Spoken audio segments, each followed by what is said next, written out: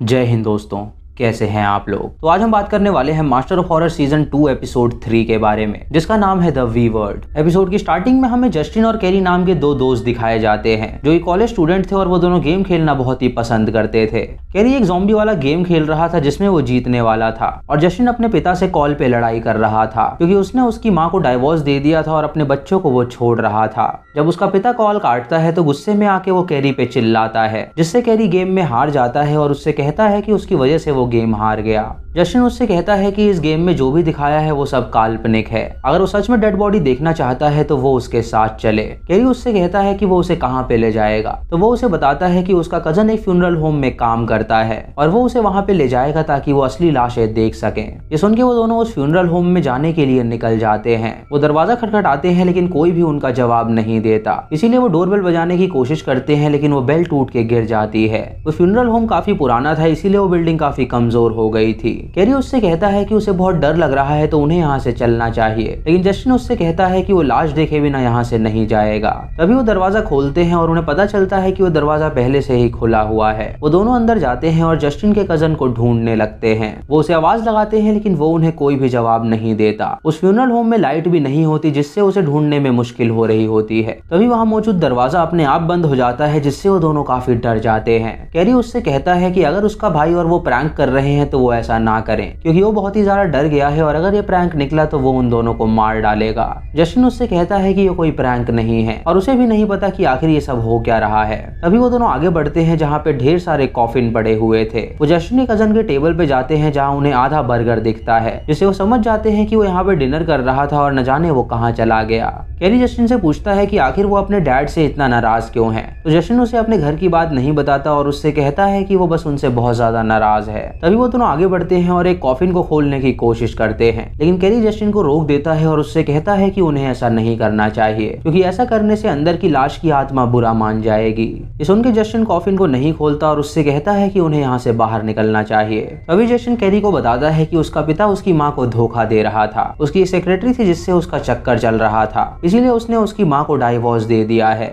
Carry उससे कहता है कि ये बहुत ही बुरा हुआ, तो जस्टिन उससे कहता है कि उसका मन करता है कि वो अपने पिता को जान से मार डाले क्योंकि उसकी वजह से उन्हें काफी सफर करना पड़ रहा है। जब उन्हें उसका कजन नहीं मिलता तो वो दोनों एग्जिट ढूंढने लगते हैं। वो ऊपर जाते हैं और देखते हैं कि वहाँ पे अंधेरा है। जब वो उसके कजन के रूम में जाते हैं तो देखते हैं कि वहाँ पे ढेर सारा खून है। ये देख के वो हैरान हो जाते हैं और उन्हें लगता है कि शायद जस्टिन के कजन के साथ कुछ गलत हुआ है। उन्हें वहाँ पे एक बूढ़ी लेडी की लाश भी दिखती है जो कि चेयर पे बैठी हुई थी। ये देख के वो बहुत डर जाते हैं और आगे बढ़ते हैं और तभी वो देखते हैं कि एक कॉफिन अपने आप खुल गया है। जस्टिन का हाथ दीवार पे लगता है तो उसके हाथ में खून लग जाता है, जिसे देख के वो काफी डर जाता है और तभी उन्हें एग्जिट का दरवाजा दिखता है। वो वहाँ पे जाने लगते हैं और जब लाइट जलाते हैं तो देखते हैं कि वहाँ पे ढेर सारी लाशें हैं। ये देख के वो बहुत डर जाते हैं और जस्टिन को उसके कजन की लाश भी वहाँ पे मिलती है, जिसके गले पे बहुत ज्यादा घाव था, मानो कि किसी ने उसे काट लिया हो। ये देख के कैरी उससे पूछता है कि आखिर कोई उसके साथ ऐसा क्यों करेगा, तो जस्टिन उससे कहता है कि जो कोई भी है वो यहाँ पे अभी मौजूद होगा, तो उन्हें यहाँ से जल्द बाहर निकलना होगा।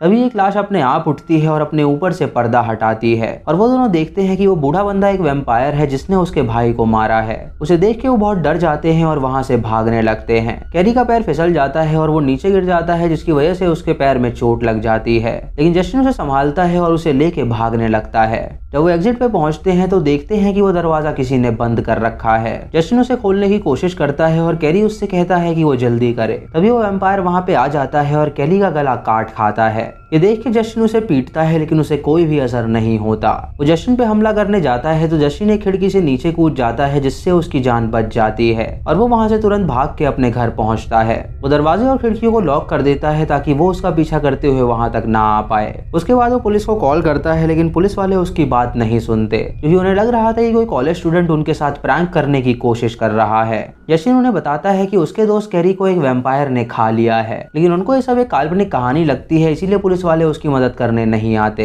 उसके बाद जस्टिन अपने पिता को फोन करता है तो उसका पिता उससे कहता है कि अभी बहुत रात हो रही है, तो वो उसकी नींद खराब ना करे और ये कह के वो फोन को रख देता है। उसे अपने फोन में 2 वॉइस मैसेज दिखते हैं और जब वो पहला वॉइस मैसेज सुनता है तो वो कैरी की माँ की होती है। उसकी माँ जस्टिन से कहती है कि वो कैरी को जल्दी से घर भेज दे क्योंकि वो लोग डिनर पे उसकी राह देख रहे हैं। दूसरी कॉल रिकॉर्डिंग जस्टिन की माँ की होती है, जिसमें उसने कहा था कि वो उसकी छोटी बहन के साथ उससे मिलने आ रही है और उसके फोन की बैटरी डाउन है तो वो कॉल पे बात नहीं कर सकती। ये सुनकर जस्टिन रोने लगता है और सोचता है कि वो कैरी की माँ को क्या जवाब देगा, क्योंकि अगर उसे पता चला कि उसका बेटा मर गया है तो वो उसे ही दोषी ठहराएगी। वो अपने गेमिंग रूम में जाता है और वहीं पे सो जाता है। तभी हम उसकी खिड़की पे एक शैडो देखते हैं, मानो कि उसके घर में कोई आ रहा हो। तभी उसका दरवाजा कोई खटखटाता है, जिससे उसकी नींद खुल जाती है और जब वो ऊपर जाता है तो देखता है कि दरवाजे पे कोई खड़ा है। वो आवाज लगाता है कि वहाँ पे कौन है, तो कोई भी उसका जवाब नहीं देता। उसके बाद वो गेट के पास जाता है और देखता है कि वहाँ पे कैरी है। उसे जिंदा देख के वो हैरान हो जाता है और उससे पूछता है कि वो जिंदा कैसे बच गया। कैरी उसे बताता है कि जिस खिड़की से वो नीचे कूदा था वो भी वहाँ से कूद के यहाँ पर आ गया है और उसे उसकी मदद की जरूरत है, तो वो जल्दी से दरवाजा खोले।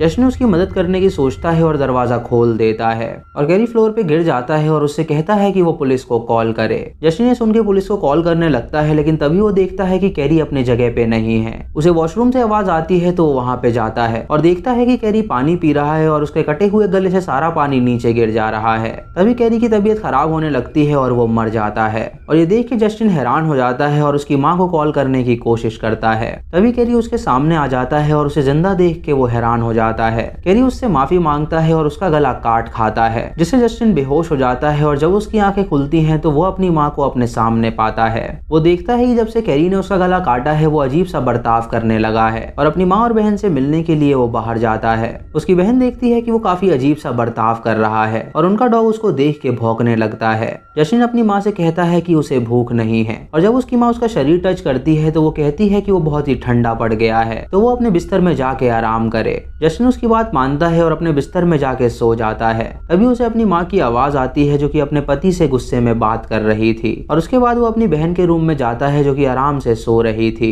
उसके अंदर कोई आवाज होती है जो कि उससे कहती है कि वो अपनी बहन को मार के उसका खून पिए, लेकिन जस्टिन ऐसा नहीं करता और वहाँ से बाहर जाता है अपने पिता से मिलने के लिए। वो उसे घर में ब्रेकिंग करके उसके बेडरूम में जाता है जहाँ उसका पिता सो रहा था। वो उसे जान से मारना चाहता है लेकिन वो ऐसा नहीं कर पाता। तभी उसके पीछे कैरी आता है जो कि पूरी तरह वैम्पायर बन गया था। कैरी उससे कहता है कि अगर वो अपने पिता को मार के उसका खून पिएगा तो वो जिंदा रह सकता है, नहीं तो उसके खून पीने की भूख और बढ़ती रहेगी। जस्टिन उससे कहता है कि वो अपने पिता को जान से नहीं मार सकता, तो कैरी उसे समझाता है कि उसका पिता एक मॉन्स्टर है जिसने उसे उसकी बहन और उसकी माँ को छोड़ दिया है और उसको उसकी सजा मिलनी ही चाहिए। वो उससे कहता है कि वो उसके लिए उसका काम आसान कर देगा। वो तुरंत एक कांच तोड़ता है और उसके पिता का गला काट देता है, जिसके अंदर से खून निकलने लगता है। वो जस्टिन से कहता है कि वो जल्दी से जाके उसका खून पी ले, क्योंकि अगर मरने से पहले उसने उसका खून नहीं पिया तो वो भी जिंदा नहीं बच पाएगा। जस्टिन अपने पिता को मरता हुआ देख के रोने लगता है और तुरंत वहाँ से भाग जाता है, क्योंकि वो अपने पिता का खून नहीं पीना चाहता था। तभी वो बूढ़ा आदमी उसे रोकता है और उससे कहता है कि वो कहाँ भाग कर जाएगा, उसे किसी न किसी का खून पीना ही होगा अपनी भूख मिटाने के लिए। वो उसे पकड़ के उस मॉर्चरी में ले जाता है और बांध देता है और उसे बताता है कि उसने उसे एक गिफ्ट दिया है तो वो इस गिफ्ट का लाभ उठाए। वो लोग सूरज की रोशनी में नहीं निकल सकते क्योंकि सूरज की उनसे दुश्मनी है,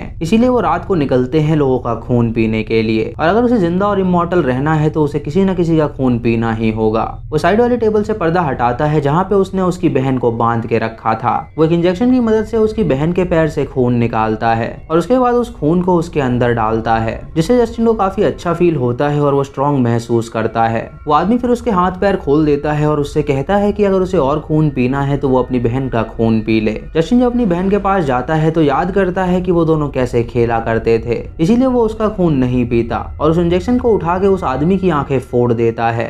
कैरी भी उस आदमी को पकड़ता है और उसे पीटने लगता है और उसे बताता है कि वो पहले ही मर चुका है तो वो उसे जान से नहीं मार सकते। जस्टिन अपनी बहन को वापस घर भेज देता है और उसके बाद वो एक चेन सॉ उठाता है जिससे वो उस बूढ़े आदमी का गला काट देता है, जिससे उस बूढ़े आदमी की वहीं पे मौत हो जाती है। उसके बाद वो कैरी को भी मारने जाता है तो कैरी उससे कहता है कि वो उसका बेस्ट फ्रेंड है तो वो उसे ना मारे। वो कैरी से कहता है कि वो ऐसे जिंदा नहीं रह सकता, तो वो उससे एक प्रॉमिस लेता है कि वो उसके फैमिली के आसपास नहीं भटकेगा और वो कभी भी उसकी बहन या उसकी माँ को चोट नहीं पहुंचाएगा। वो उसे ये भी प्रॉमिस करवाता है कि वो ये शहर छोड़ के कहीं और चला जाएगा।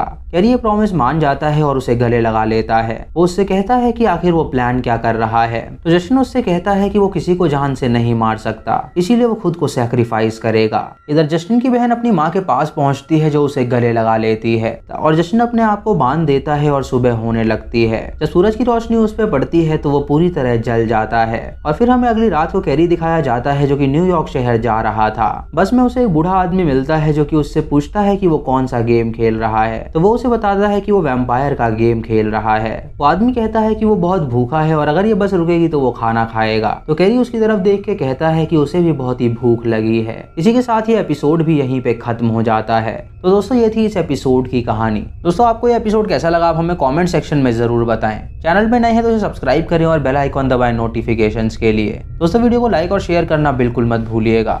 तो मैं मिलता हूँ आपको अगली वीडियो में, तब तक के लिए जय हिंद।